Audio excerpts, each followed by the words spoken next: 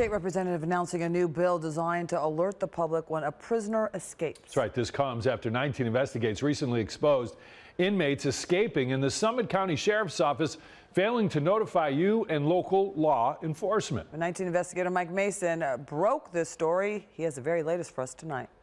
Channel 19 definitely provided a lot of background, and it did lead to me offering this bill. State Representative Bill Romer announcing a new bill aimed at keeping the public informed when a felon escapes custody.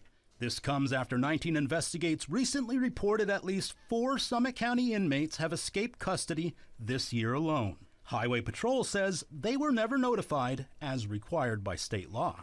Each law enforcement agency would be notified of that escape so that the Ohio Highway Patrol and other agencies are able to assist in the capture. Romer calls his bill the Escaped Convict Alert Program. It's designed to immediately notify local law enforcement and the media when a felon escapes from jail.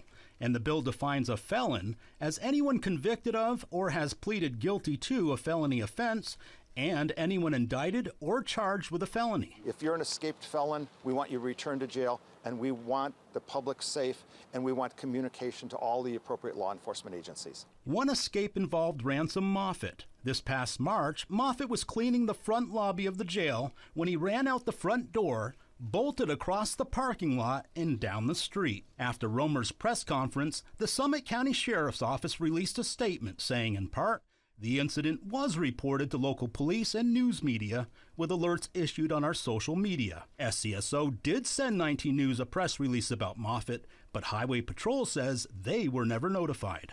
Romer says the alert system will apply to all inmates whether they escape from a jail, courthouse, or during transport. The state is currently investigating one escape that we reported about last month. Romer says if his bill does not pass this year, he'll introduce it during the next legislative session. Mike Mason, 19 News.